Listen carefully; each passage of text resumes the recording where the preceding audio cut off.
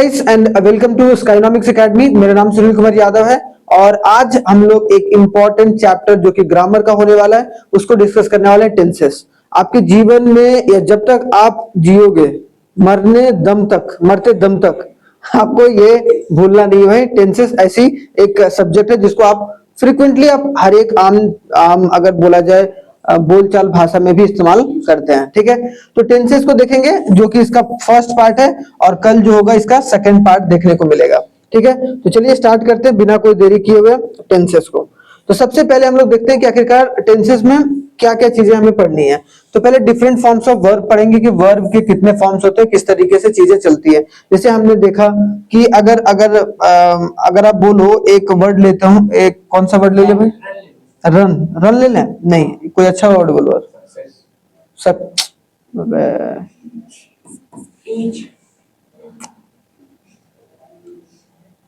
Good लेते हैं। ठीक है, नहीं ये तो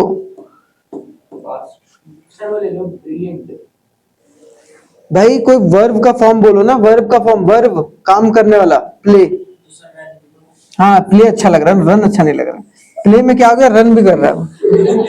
ठीक है, जैसे प्ले हो गया तो प्ले क्या होता है, फर्स्ट फॉर्म ऑफ वर्ब होता है। फिर आपको क्या देखने को मिलेगा, प्लेड। फिर ये भी second form of verb. Third form of verb क्या होता है, प्लेड ही होगा। ठीक है, उसके बाद फोर्थ फॉर्म हो गया, ये थर्ड हो गया। फोर्थ फॉर्म क्या होगा, वर्ब प्लस आईएनजी, जिसको हम लोग क्या बोलेंगे, प्लेइंग। ठीक है, और लास्टली क्या होता है, प्लेज, जिसमें एस और ईएस लगता है। ठीक है, एस और ईएस लगता है। वो वाला जो वर्ब होता है वो हमें क्या देखने को मिलता है भाई, वो वर्ब का फिफ्थ फॉर्म। तो ये वर्ब का जो फॉर्म है वो आपको पता होना बहुत जरूरी है। आपको मैं बता दूं यहीं पर कि जो प्लेड होता है, ठीक है, वो और जो प्लेड होता है ये लगभग समय आपको देखने को मिलेगा। पास्ट में इसका इस्तेमाल भी होता है और आपको इसका प्रेजेंट में भी इस्तेमाल, लेकिन ज्यादातर आपको कहां देखने को मिलेगा, पास्ट में।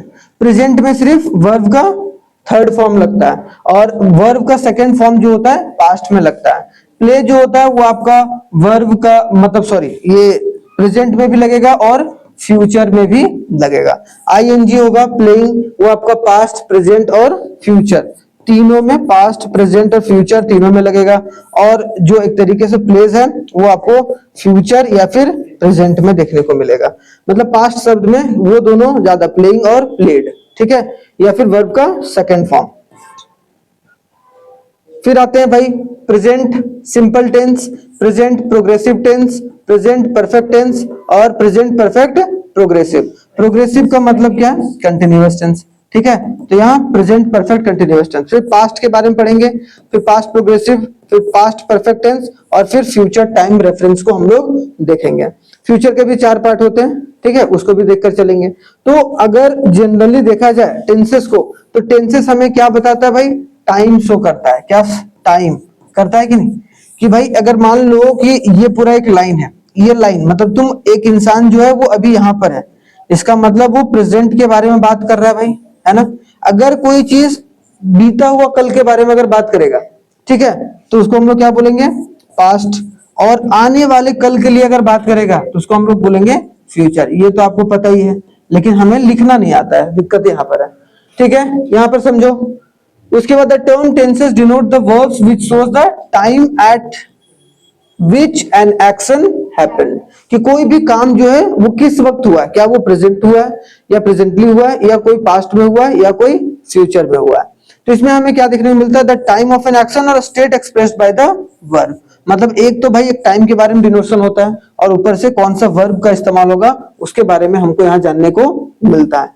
अब यहाँ एक एक कर हम लोग देखते हैं। सबसे पहले देखो 3 एग्जांपल्स हैं, उससे समझने की कोशिश करते हैं। जैसे लिखा हुआ है रेशमा गोज टू स्कूल, इसका मतलब क्या है, गोज लिखा हुआ है तो यहाँ गोज क्या है हमारा,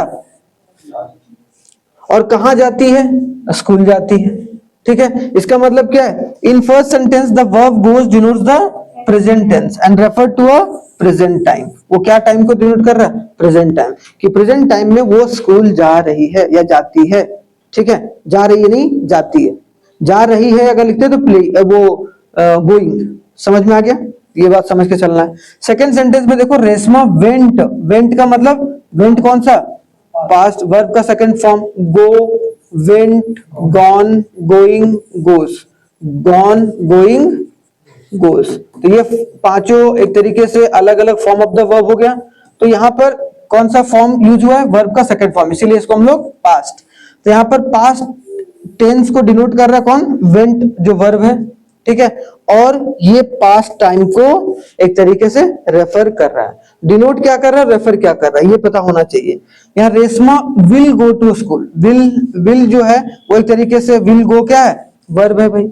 ये हमारा मेन वर्ब है, ये हमारा क्या है? हेल्पिंग वर्ब है। और ये हमारा क्या है? Main verb. तो मेन वर्ब को हेल्प जो करता है उसको हम लोग हेल्पिंग वर्ब बोलते हैं, ठीक है। यहाँ तो ये बात पता ही। तो फ्यूचर टेंस को डिनोट कर रहा है, रेफर क्या कर रहा है? फ्यूचर टाइम को। तो बस यहाँ पर हमें तीन चीजों के बारे में पता चल गया कि किस तरीके से चीजें इस्तेमाल होती है। बस याद रखना ये वाला जो है वो सिंपल पास्ट टेंस में इसका इस्तेमाल वर्ब का सेकंड फॉर्म में होता है। अब एक एक कर देखो भाई, time and tenses are not the same thing, है ना। कि अगर बोला जाए कि टाइम और जो टेंसेस है वो दोनों एक चीज नहीं है, दोनों अलग अलग देखने को मिलता है, ठीक है। अगर देखा जाए time is a universal concept. Time क्या है? एक यूनिवर्सल कॉन्सेप्ट है कि वो एक तरीके से रहेगा ही रहेगा। और उसको तीन पार्ट में डिवाइड किया, प्रेजेंट, पास्ट और फ्यूचर। ये हमेशा रहता है, हर समय। आप एक पल आगे बढ़ गए, इसका मतलब आपका प्रेजेंट भी हो गया, पास्ट भी हो गया, आपका फ्यूचर भी होने वाला है। तो मतलब ये यूनिवर्सल कॉन्सेप्ट है, इसको एक तरीके से कभी भी बदला नहीं जा सकता है। जो चीज होना है वो होगा, जो चीज अभी हो रहा है वो तो हो ही रहा है, और जो हो गया वो तो हो ही गया। तो ये एक यूनिवर्सल कॉन्सेप्ट है। तो टेंसेस जो है is related to only a verb, इसीलिए हम लोग टेंसेस को टाइम से ज्यादा डिनोट ना करके हम लोग वर्ब से समझने की कोशिश करते हैं। इसीलिए देखो वर्ब के फॉर्म्स के बारे में हमने पढ़ा कि वर्ब का फर्स्ट फॉर्म, वर्ब के सेकंड फॉर्म, वर्ब के थर्ड फॉर्म, वर्ब के फोर्थ फॉर्म और वर्ब के फिफ्थ फॉर्म। यही फॉर्म जो है जिसके कारण टाइम का पता चल पा रहा है, नहीं तो टाइम का पता चलता ही नहीं। हम ये नहीं लिखते कि रेशमा वेंट टू स्कूल, जब वेंट अगर वर्ब ही नहीं आता तो वो टाइम को कभी बताता ही नहीं। तो वो हमें टाइम जो पता चल रहा है कि प्रेजेंट में है कि पास्ट में कि फ्यूचर में है, वो हमें पता कैसे चल रहा है? वर्ब की वजह से। तो याद करना कि मेन जो हमारा कॉन्सेप्ट होना चाहिए वो किस पर? वर्ब के ऊपर फोकस होना चाहिए। लेकिन it is not necessary that if a verb is in the present tense it will show only the present time. याद रखना कि ऐसा जरूरी नहीं कि जो वर्ब है अगर प्रेजेंट टेंस में है इसका ये मतलब नहीं है कि वो सिर्फ प्रेजेंट टाइम को डिनोट कर रहा है, वो पास्ट को भी हो सकता है। It is not necessary that if the verb is in past tense it will show past time, जरूरी नहीं है। क्यों भाई? अभी एक एक करके एग्जांपल भी देखेंगे हम लोग। यार देखो सबसे पहले लुक एट द सेंटेंस। पहला, द मैच टेक्स प्लेस। आपको याद होना चाहिए या फिर आपको पता होना चाहिए कि एस और ईएस जो फॉर्म लगता है वो आपका प्रेजेंट में एक तरीके से देखने को मिलता है, ठीक है। प्रेजेंट में और इसका फ्यूचर में भी इस्तेमाल होता है जनरली, ठीक है। तो यार the match takes place on Sunday, तो हमने यहाँ क्या लिखा? टेक्स जनरली क्या है? The verb takes is a simple present tense, है कि नहीं? हाँ या ना? But it express the action that will take place in, हो गया, समझ गए? तो देख रहे हो यहाँ पर टाइम जो है मतलब वर्ब हमारा प्रेजेंट टेंस में है, लेकिन ये चीज हमें डिनोट क्या कर रहा है? फ्यूचर में। कि भाई जो मैच है वो ये होगा, लेकिन ये होगा मतलब निश्चित है, प्रेजेंट होगा, लेकिन वो संडे को होगा, अभी नहीं हो रहा। मतलब देख रहे हो कि वर्ब कोई और टेंस का है, ठीक है। वर्ब मतलब जो है ये सिंपल टेंस का है, लेकिन ये जो पूरा रेफरेंस कर रहा है टाइम का वो कहां जा रहा है? फ्यूचर पे जा रहा है। कौन सा? फ्यूचर टेंस, प्रेजेंट टेंस बोलेंगे। फ्यूचर टाइम को डिनोट कर रहा है लेकिन प्रेजेंट टेंस है, तो इसको हम लोग पूरा क्या बोलेंगे? प्रेजेंट टेंस का सेंटेंस, समझ गए। लेकिन यहां को बोलेगा टाइम कौन सा रेफरेंस दे रहा है? The future. क्लियर? जैसे Mohan is about to come, Mohan आने वाला ही है, ठीक है। अबाउट टू कम तो मतलब here present tense expresses the near future time. तो प्रेजेंट टेंस हमारा नियर फ्यूचर बता रहा, तो ये प्रेजेंट टेंस ही है। इज लग रहा है, देख रहे हो? तो इज एम आर, याद रखना इज एम आर अगर कहीं पर भी आ रहा है तो ये लगभग समय आपको प्रेजेंट टेंस देखने को मिलेगा, और हो सकता है कि ये फ्यूचर टाइम को भी डिनोट कर रहा है, देख रहे हो? तो हमें इस तरीके से चीजों को समझना है, ऐसे नहीं कि जैसे तैसे करके। तो सेंटेंस को लिखने का तरीका थोड़ा सा आप लोग इंप्लीमेंट करिए, ठीक है, इसको इंपॉर्टेंट है। आगे देखो, जैसे it is a universal truth, here it is stands that for all the three times past, present और future, modern grammar believes that there is no future tense in English to express the future time. Modern time में हम लोग एक तरीके से ये नहीं मान के चलते, फ्यूचर को एक तरीके से उतना तवज्जो देके नहीं चल रहा, उसका कोई टेंसेस होता है, ये चीज हम लोग कभी भी नहीं बोलते, खास करके इंग्लिश ग्रामर में। जैसे पास्ट और प्रेजेंट का टेंस होता है ना, तो फ्यूचर टेंस नहीं होता, वो टाइम को डिनोट कर रहा है, बस ये बात बोली जाती है। तो याद करना कि according to the English there are 3 types of जो एक तरीके से टेंसेस होते हैं, present tense, past tense and future tense. ठीक है, अब एक एक करके देखते हैं भाई हम लोग। पहला देखो यहाँ पर चारों पार्ट आता है ना, कौन कौन सा, यहाँ देखना, ठीक है, एक एक करके। प्रेजेंट टेंस हो गया, पास्ट टेंस हो गया और फ्यूचर टेंस। इसमें पहला क्या आ गया, प्रेजेंट इंडेफिनाइट टेंस, दूसरा प्रेजेंट कंटिन्यूअस टेंस, तीसरा हो गया प्रेजेंट परफेक्ट टेंस, और चौथा कौन हो गया, प्रेजेंट परफेक्ट कंटिन्यूअस टेंस। दूसरा देखो यहाँ पर पास्ट में आ गया, ठीक है, पास्ट में आ गया पास्ट इंडेफिनिट टेंस, इसको हम लोग सिंपल प्रेजेंट टेंस भी बोलते हैं, इसको कभी कभी क्या बोलते हैं, सिंपल प्रेजेंट टेंस भी बोलते हैं, तो इसमें कंफ्यूजन नहीं होना है, सिंपल प्रेजेंट टेंस। ठीक है, इसको हम लोग कभी सिंपल पास्ट टेंस भी बोलते हैं। ठीक है, यहाँ दूसरा हो गया पास्ट कंटिन्यूअस, तीसरा क्या हो गया पास्ट परफेक्ट, और चौथा क्या हो गया पास्ट परफेक्ट कंटिन्यूअस। सेम उसी तरीके से future indefinite tense, future continuous tense, तीसरा क्या हो गया फ्यूचर परफेक्ट टेंस, और पांचवा क्या हो गया फ्यूचर परफेक्ट कंटिन्यूअस टेंस। तो हमें ये 12 एक तरीके से कंप्लीट करना है। ठीक है, एक एक कर हम लोग कंप्लीट करेंगे, जो कि आपको समझ के चलना है। बस याद रखना कि सबका फॉर्म जो होगा वो मैं एक एक कर बताता जाऊंगा, तो उसमें कोई कंफ्यूजन क्रिएट मत करना। ठीक है, अब देखो यहाँ पर क्या, जैसे मान लो कि अगर प्रेजेंट टेंस में है, तो प्रेजेंट टेंस का सिंपल में इस्तेमाल होता है, सिंपल प्रेजेंट टेंस में अगर देखा जाए तो सब्जेक्ट प्लस वर्ब का फर्स्ट फॉर्म प्लस एस और ईएस प्लस ऑब्जेक्ट। देख रहे हो, जैसे लिखा हुआ था सीता गोज टू स्कूल, तो गोज टू स्कूल हो गया, सीता कहां जाती है, स्कूल जाती है, स्कूल जाती है मतलब यहाँ गो और प्लस ये वर्ब का फर्स्ट फॉर्म आ गया और एस और ईएस, तो यहाँ पर ऐसे कर देते हैं, उल्टा कर देते हैं थोड़ा सा, गोस ऐसे करके यहाँ पर क्या है एस और ईएस का फॉर्म आया, देख रहे हो, ऐसे करके समझना है हमें, और ये हमें प्रेजेंट टेंस का डिनोशन जो है वो देकर चल रहा है। ठीक है, क्लियर हो गया यहाँ तक। अब आगे देखो थोड़ा सा एक एक कर आराम से, क्योंकि अब ऐसा नहीं कि आपको एक एक कर मैं बताऊं हर एक एग्जाम्पल को दे देकर, ठीक है, मतलब इतना डीप में, ये डीप में समझाने में तो पूरा 8-10 दिन क्लास चला जाएगा। आपको डिफरेंट फॉर्म्स ऑफ वर्ब क्या होते हैं भाई, एक टेंसेस में प्रेजेंट टेंस में आई राइट, देखो यहाँ पर क्या है भाई आई राइट का मतलब, ठीक है, उसके बाद आई एम राइटिंग, मैं लिख रहा हूं, ठीक है, आई हैव रिटन, मैंने लिख लिया, मैंने लिख चुका नहीं, चुका जहां होगा आई हैड रिटन, मैंने लिख लिया मतलब अभी भी तुरंत खत्म किया, मतलब प्रेजेंट में ही लेकिन परफेक्टली काम कंप्लीट करा। और एक होता है प्रेजेंट में है लेकिन अभी चल रहा है, पहले से भी काम करते मतलब प्रेजेंटली चल ही रहा है और अभी चलेगा ही, तो perfect I have been writing, मैं कुछ देर पहले से ही लिख रहा हूं, कुछ और अभी लिख ही रहा हूं, अभी कंप्लीट नहीं हुआ है, समझ रहे हो, आई हैव बीन। तो यहां देख रहे हो, समझ अगर समझो यहाँ पर, तो यहाँ पर अगर देखो तो यहाँ पर सब्जेक्ट प्लस वर्ब का फर्स्ट फॉर्म प्लस एस और ईएस आएगा, अगर ये आ गया तो ठीक है, नहीं तो वर्ब का फर्स्ट फॉर्म भी काम कर जाएगा। ठीक है, यहाँ पर देखो उल्टा, यहाँ पर देखो क्या है प्रोग्रेसिव में क्या है भाई, आई एम राइटिंग मतलब इज आएगा, एम आएगा, आर आएगा प्लस वर्ब प्लस आईएनजी, आ गया कि नहीं आ गया, वर्ब प्लस। यहाँ पर देखो परफेक्ट में क्या होगा, सब्जेक्ट प्लस वर्ब का कौन सा फॉर्म, उसके पहले क्या होगा हैज या हैव प्लस वर्ब का थर्ड फॉर्म, सिंगुलर के साथ हैज आएगा, क्या हैड पास्ट में, देखो पास्ट में आ रहा है, यहां देखो I wrote, I was writing, was आ गया, तो वॉज और वर कहां आ रहा है, वॉज और वर पास्ट में, जैसे हैड तो हैज और हैव, यहां था हैड तो पास्ट में, हैव बीन, हैड बीन होगा,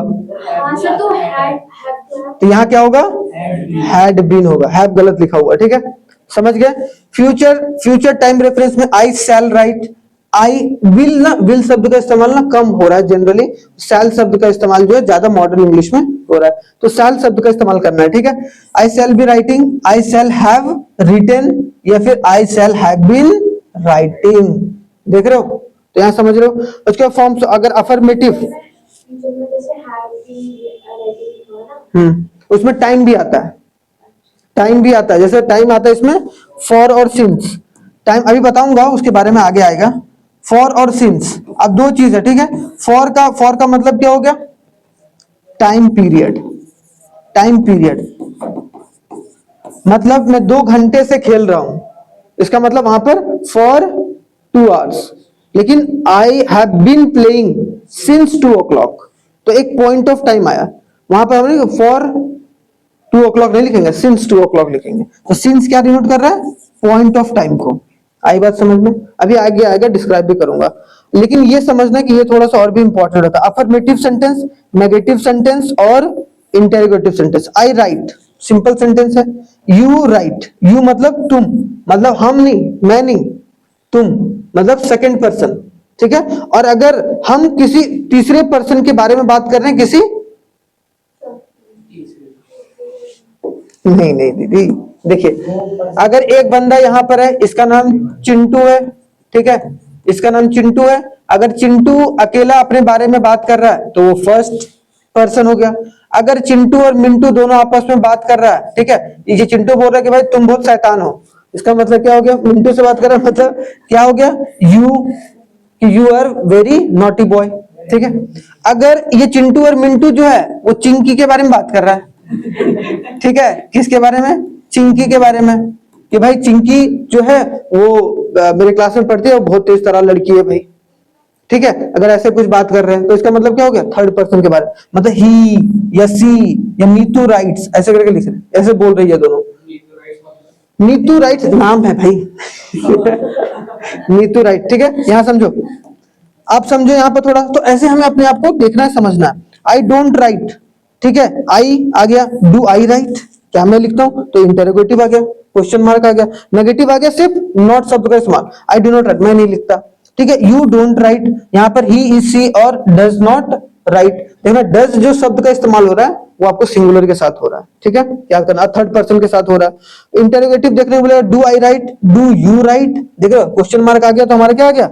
इंटरोगेटिव। तो 3 तरीके के सेंटेंसेस बनते हैं हर एक चीजों से, हर एक सेंटेंस को 3 अलग अलग सेंटेंस में आप कवर कर सकते हो। पहला अफर्मेटिव हो गया, दूसरा नेगेटिव हो गया, तीसरा इंटेरोगेटिव हो गया, इंटेरोगेटिव क्वेश्चन मार्क। तो अगर आप कभी आर्टिकल लिख रहे हैं, एसे लिख रहे हैं, लेटर लिख रहे हैं, तो आप किसके बारे में बात कर रहे हो उसको जरूर रेफरेंस करके लिखना है, उस हिसाब से लिखना है। क्या वहां नेगेटिव सेंटेंस है, क्या वहां पर पॉजिटिव सेंटेंस है, ऐसे करके लेके चलना है, ठीक है।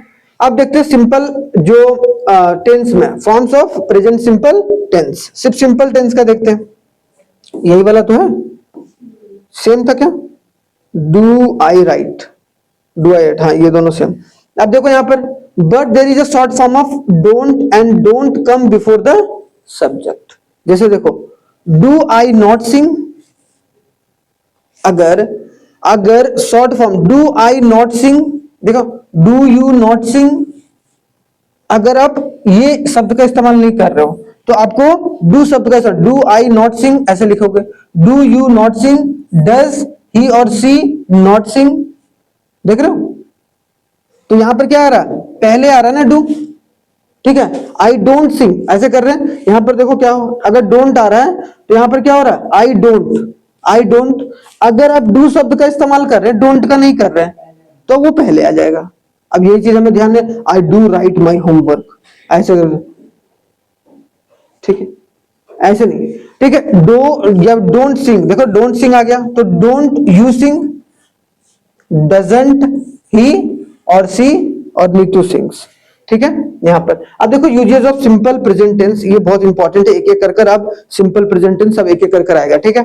उसमें देखना सबसे पहले क्या है भाई? To express the universal truth.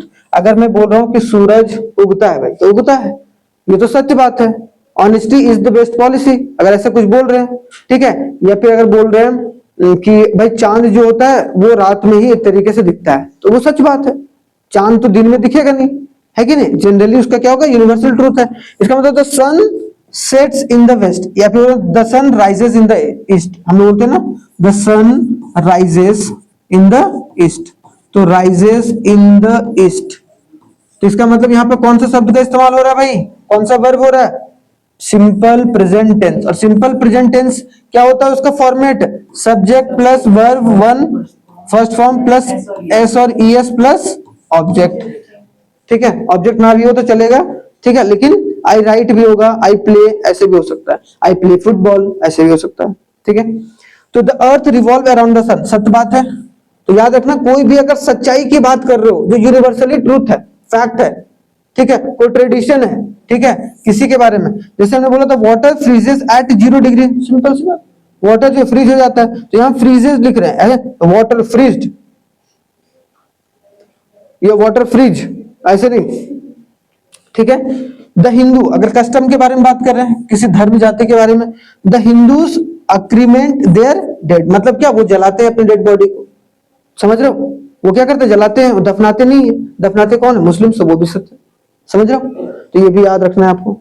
तो पहली बात हमें क्या समझना है कि प्रेजेंट इंडेफिनिट टेंस में यूनिवर्सल वाली ट्रूथ को हमेशा प्रेजेंट सिंपल टेंस में लिखना है या सिंपल प्रेजेंट टेंस में लिखना है, क्लियर। दूसरा देखो, कोई हैबिचुअल एक्शन है, जैसे तुम डेली एक्सरसाइज करते हो, जो हैबिचुअल एक्शन है, तुम डेली दारू पीती हो मान लो, ठीक है, तो वो भी हैबिट हो गया भाई तुम्हारा, इसका मतलब क्या हो गया, हाँ, तो डेली बीड़ी फूक रहा है तब भी एक तरीके से, ठीक है। तो ये आई गो टू टेम्पल डेली, मतलब इसका रूटीन है। तो अगर कहीं रूटीन शब्द का इस्तेमाल आ रहा है कि भाई कोई बंदा जो है रेगुलर रूटीन में कोई काम कर रहा है, तो वहां पर किस शब्द का इस्तेमाल होगा, आपको सिंपल प्रेजेंट टेंस का याद रखना है। My father goes for a walk in the evening, every नहीं लिखेंगे हम, क्योंकि अपने आप ही ये क्या बता रहा है, रोज जाते हैं, ठीक है, regular. He gets up 4 AM daily, she walks to the office every day, तो यहाँ she walks to the office every day, क्या लिख रहे हैं, she walks to the office every day, तो लास्ट में आया एवरी डे का लिखना है, समझ में आया। To express the permanent state, कोई भी चीज है जो परमानेंट है, फिक्स है, जैसे my house faces west, fix है, उसको बदला नहीं जा सकता है, मतलब वो भी एक तरीके की सच्चाई है कि मेरा जो घर है वो वेस्ट की तरफ है, सिंपल सी बात है, ठीक है। तो ये चीज, जैसे Delhi stands on the bank of Yamuna, अब इसको हटा तो नहीं देंगे ना, यमुना रिवर को हटाते हैं, आज मन किया तो आज हटा दें, कल मन किया तो वहां गंगा का बहाव आते हैं, ऐसा तो नहीं होगा, ऐसा तो नहीं होगा। इसका मतलब क्या कि ये क्या, कोई अगर परमानेंट स्टेट के बारे में अगर कोई भी चीज बात हो रही है, जैसे NH1 national highway leads to Amritsar, तो सिंपल से NH1 भाई अमृतसर ये लेके जाता है, ठीक है। द हाउस हैज 4 रूम, ये परमानेंट है, वो अब बाद में चलकर 5 रूम बना दो, 6 रूम, तो उस वक्त परमानेंट 6 रूम की हो जाएगी, समझ रहे हो। तो जो आसानी से चेंज नहीं किया जा सकता, जो परमानेंट स्टेट में हो, उसको वहां पर भी हमें सिंपल प्रेजेंट टेंस का इस्तेमाल करना, एस और एस, या फिर आप वर्ब का फर्स्ट फॉर्म, ठीक है।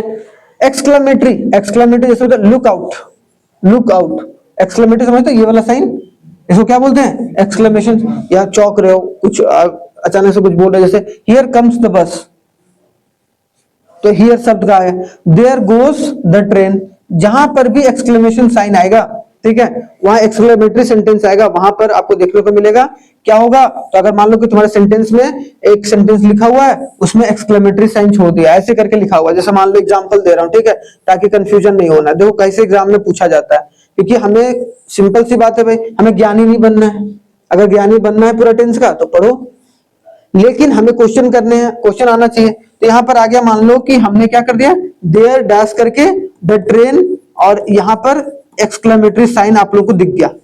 हाँ यार, सुनील सर ने तो बताया भयंकर की ये जो एक्सक्लेमेटरी साइन आता है तो वहां पर क्या आता है, तो आपको यहाँ पर मान लो कि गोज लिखा हुआ है, ठीक है, पहला ऑप्शन, दूसरा वेंट लिखा हुआ है, ठीक है, तीसरा लिखा हुआ है गोइंग लिखा हुआ है, ठीक है, उसके बाद चौथा आपका ऑप्शन मान लो कि गॉन लिखा हुआ है, हो गया। आपको क्या समझना है कि सुनील सर ने क्या बताया था, क्या होगा, एक्सक्लेमेटरी साइन में क्या इस्तेमाल होगा, सिंपल प्रेजेंट टेंस, मतलब we have to write go, हमेशा, हो गया। सिचुएशन होगी नहीं ना, सिचुएशन ही वैसे ही आएगा, सेंटेंस ही वैसे आते हैं।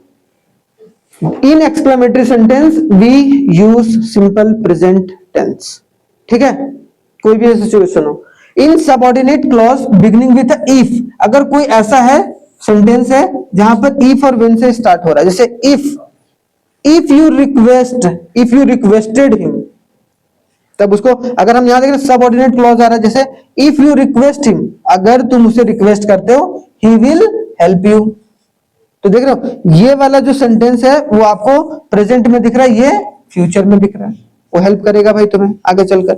If he works hard he will, देख रहे हो, when you go there try to meet him.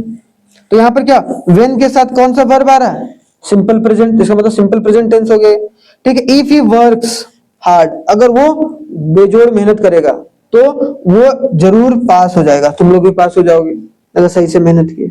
देखे तो यहाँ पर देख रहे हो कि नहीं देख रहे हो, सब ये चीजें बहुत आसान है, बस आपको एक बार गो थ्रू करके चलना है, और जब क्वेश्चंस कराऊंगा तो मैं जरूर बताऊंगा। इन इंपेरेटिव क्वेश्चन में कराऊंगा एक ही बार पूरा, जो ग्रामर का पार्ट है एक सेट एक बार लाएंगे, ग्रामर वाला पार्ट खत्म। फिर उसके बाद एक दिन हम लोग लेटर करेंगे बीच में, फिर एक दिन हम लोग एनालिटिकल पैराग्राफ करेंगे, फिर एक दिन हम लोग समझेंगे किस तरीके से पैसेज को किया जाए। तो वो सब सारी चीजों को देखकर चलेंगे। मेरा ये मानना है कि इंग्लिश में अगर आपको बहुत अच्छे तरीके से मार्क्स लाना है तो आपको एक तरीके से क्या करना पड़ेगा, चीजों को एनालाइज करके जरूर चलना पड़ेगा। और एक ऐसा सब्जेक्ट है जहां आप बहुत अच्छे तरीके से स्कोर कर सकते हो, और आपका अगर साइंस और मैथ में थोड़ा बहुत भी ऊपर नीचे हो रहा है तो ये आपके रिजल्ट को ओवरऑल इंप्रूव करेगा। तो ये आप लोग ध्यान में जरूर रखना है। ठीक है, तो ये देखो, एन इन इंपेरेटिव सेंटेंस जैसे let us go out of for a walk, obey, shut the down, please, देख रहे हो ये सब आ रहा है। तो ये सब इंपेरेटिव, जहां इंप्रेशन के बारे में बात हो रहा है, please give me, order, request, ये सब सारे कमांड वगैरह जहां पर भी आ रहा है, वहां पर क्या सेंटेंस का, कौन सा वर्ब का इस्तेमाल होगा या कौन सा सेंटेंस होगा वो। तो बस अगर आपके पास आ गया लेट अस गो आउट, यहां पर आ गया ऐसा sentence, let us dash out for a walk, ऐसे आता है सेंटेंस। आपके आता है कि नहीं एग्जाम में, बोलो हाँ, वेरी गुड। अब देखो यहाँ पर क्या होगा, अब ऑप्शन में आ गया भाई, मान लो कि यहाँ पर वेंट, यहाँ पर आ गया गो, तो let's go, let's went out, let's gone नहीं, let's go, obey your elders, shut the door, please give me a glass of water. ठीक है, to indicate a planned future action, ऐसा एक्शन जो कि आप आने वाले समय में प्लान कर रहे हो। ठीक है, और वो प्लान करके आप वो काम पूरे अच्छे तरीके से करने वाले हो, तो उसमें क्या शब्द का इस्तेमाल होगा, जैसे ही कम्स हियर टुमारो। अब यहाँ टुमारो से ये मत समझ जाना कि ही केम हियर टुमारो, गड़बड़ है, यही फंसता इंसान, यही फंसता है। ठीक है, फंसना नहीं है आप लोगों को, जाल बिछाएगा सीबीएसई वाला, लेकिन आप पे फंसना नहीं। क्यों? क्योंकि एक सुनील मास्टर है जिसने पढ़ाया कि जिसने क्या पढ़ाया भाई, कि टुमारो देखकर ऐसा मत समझना कि कल, विल लगा दो तुम। ठीक है, ही विल कम लिख दिया अपने मन से। ठीक है, अगर ऑप्शन में आ गया, मान लो कम आ गया, कम्स आ गया, ठीक है, और विल कम आ गया, ठीक है, तो आप लोग विल कम हियर टुमारो लिख दोगे। हमें क्या लिखना है, ही कम्स हियर टुमारो, मतलब नियर फ्यूचर में भी आने वाला है। आपने लिखा है भाई कि my brother comes here tomorrow, कल मेरा भाई आएगा, हो गया। ठीक है, this aeroplane flies for London next week, मतलब ये एरोप्लेन जो नंबर है इस एरोप्लेन का, वो जो एरोप्लेन है वो लंदन जाएगा नेक्स्ट वीक। फिक्स है, हमने लिख दिया कि Modi ji flies for London next week, हो गया, प्लान्ड है भाई, करना है। ठीक है, our examination commences on next week, मतलब होगा ही होगा, कोई दिक्कत नहीं, जब तक कोई ऐसा आपदा ना आ जाए। अब वैसे तो आने वाला नहीं कोविड-19 की तुम लोग फ्री में पास हो जाओ, हैं तो चांस ही नहीं है। देख रहे हो, we leave Delhi at 9 AM and reach Amritsar at 3 PM, fix है। अरे मान लो थोड़ा 19-20 होता है, लेकिन जनरली हमने प्लान करा कि भाई 9 बजे निकलेंगे 3 बजे चले जाएंगे, हमने प्लान किया नियर फ्यूचर में। तो कोई भी प्लान भी कर रहे हो तो आपको प्रेजेंट में ही लिखना है। ठीक है, हम जानेंगे we leave Delhi at 9 and reached and will reached, या विल रीच लिख दो, नहीं लिखना है रीच, विल रीच नहीं लिखना है। देख रहे हो, यहां लिख दोगे ना, वी लीव दिल्ली एट 9 पे एंड विल रीच, आप सोचोगे यार हाँ पहुंचेंगे, मतलब फ्यूचर है, नहीं फ्यूचर नहीं है। क्यों नहीं है? क्योंकि सुनील मास्टर ने फिर से बताया, क्या बताया, हाँ, कि प्लान फ्यूचर डिसीजन होगा, उसमें क्या आएगा, हाँ बढ़िया। आगे आते हैं भाई, for narrative event in a dramatic way, कोई नरेट कर रहा है अगर इवेंट को, जैसे the sound of firing is heard, क्या हुआ, the sound of firing is heard, lights are switched on, light जो है वो स्विच ऑन, इसका मतलब वो प्रेजेंट के बारे में बात हो रहा है ना भाई। The hero is seen lying dead on the stage, अगर क्या बता रहे हैं हम, ड्रामेटिक, मतलब कोई फिल्म का सीक्वेंस को हम लोग नरेट कर रहे हैं, तो एक तरीके से क्या होगा, उसको हम लोग प्रेजेंट में एक तरीके से डिनोट करेंगे। इज रनिंग कमेंट्री, जैसे कमेंटेटर होता है, जैसे सिद्धू पाजी मान लो, सिद्धू पाजी ने बोला ये लिया और विराट कोहली ने मारा छक्का, अब उड़ी उड़ी जाए वो वाला गाना है, ठीक है। लेकिन मोहित पासेस द बॉल टू, यहाँ यानी कि मोहित पास द बॉल टू रोहित ना, पास्ट नहीं बोलेंगे, क्यों? क्योंकि कोई कमेंट्री कर रहा है, अगर ऐसा सेंटेंस लिख रहे हो जिसमें कोई कमेंटेटर के बारे में या कमेंटेटर कमेंट्री कर रहा है तो वो हमेशा किस शब्द का इस्तेमाल करेगा? क्योंकि प्रेजेंटली वो काम हो रहा है ना भाई, इसलिए उसी प्रेजेंट के काम को बस वो अपने बोल से उस चीज को दर्शाने की कोशिश कर रहा है। इसका मतलब क्या होगा? हमेशा running commentaries on the sport event, हमेशा सेंटेंस में किस टेंस का इस्तेमाल होगा? सिंपल टेंस या सिंपल इंडेफिनिट टेंस, इंडेफिनिट का। Rohit hits the ball straight into the goal, football को मार दिया रोहित, ठीक है। ये बात समझना है, हाँ या ना? आगे देखो, टू इंट्रोड्यूस अ कोटेशन, कोई कोटेशन किसी टीचर ने बोला, मान हाँ कोई एक तरीके से कोटेशन किसी टीचर ने बोला, मेरे टीचर ने ये बोला था, मैडम हेलो इधर, ठीक है। आवर टीचर सेज, कोई कोट हम कर रहे हैं ना, किसी की बातों को अगर हम बताने की कोशिश कर रहे हैं कि मेरे पिताजी ने ये बोला था या मेरे टीचर ने ये बोला था, जैसे सुनील मास्टर ने क्या बोला, मान लो कि slow and steady wins the race, ना कि यहां पर दूसरा फॉर्म ऑफ सेंटेंस विल लगा दो, गड़बड़ हो जाएगा। My father says hard work is the key to success. तो कभी भी कोई भी अगर कोट करो इन्वर्टेड कॉमा में तो हमेशा हाँ नहीं, अगर कोई भी बातों को भी कोट कर रहे हो ना, कोई कोट कर रहे हो कोई भी चीजों को, तो हमेशा क्या चीज करना है? सिंपल प्रेजेंट में। Note we generally use the following adverbs और adverbial phrase in the present tense. Present tense में ऑलवेज कहां इस्तेमाल होता है? प्रेजेंट में। ऑफन प्रेजेंट में, डेली प्रेजेंट में, जनरली, यूजुअली, एवरीडे, ठीक है, एवरी वीक, फ्रीक्वेंटली। अगर ये सब शब्द कहीं दिख गया तो ये समझना कि ये कहीं ना कहीं सिंपल प्रेजेंट टेंस का इस्तेमाल हो रहा है, ठीक है। लगभग सब, बस सेंटेंस के नोट को पकड़ लेना है कि क्या वो काम प्रेजेंटली हो रहा है कि नहीं हो रहा है। तो इसका मतलब क्या है कि हम लोग सिंपल प्रेजेंट टेंस में एक तरीके से चीजों को लेकर चलते हैं। तो हो गया, समझ में आया यहां तक? कल जो होगा वो हम लोग पूरा प्रेजेंट टेंस और प्रेजेंट इंडेफिनिट समझे ना, अभी कंटिन्यूअस थोड़ा सा और फ्यूचर, हाँ परफेक्ट मतलब प्रेजेंट का पूरा पार्ट और पास्ट और फ्यूचर कल हो जाएगा कंप्लीट लगभग, और नहीं होगा तो एक और क्लास कर लेंगे, लेकिन कंप्लीट कर लेंगे अच्छे से, ताकि आपको एक बार दिमाग में घूमते रहे, ठीक है, कि सर ने क्या बताया। ठीक है, चलिए धन्यवाद, बहुत बहुत धन्यवाद हमारी कथा को सुनने के लिए, और मिलते हैं कल नेक्स्ट वीडियो में। थोड़ा सा और भी जो टेंसेस है उनके बारे में हम समझेंगे। तब तक के लिए आप लोग अपना बहुत बहुत ख्याल रखिए। धन्यवाद।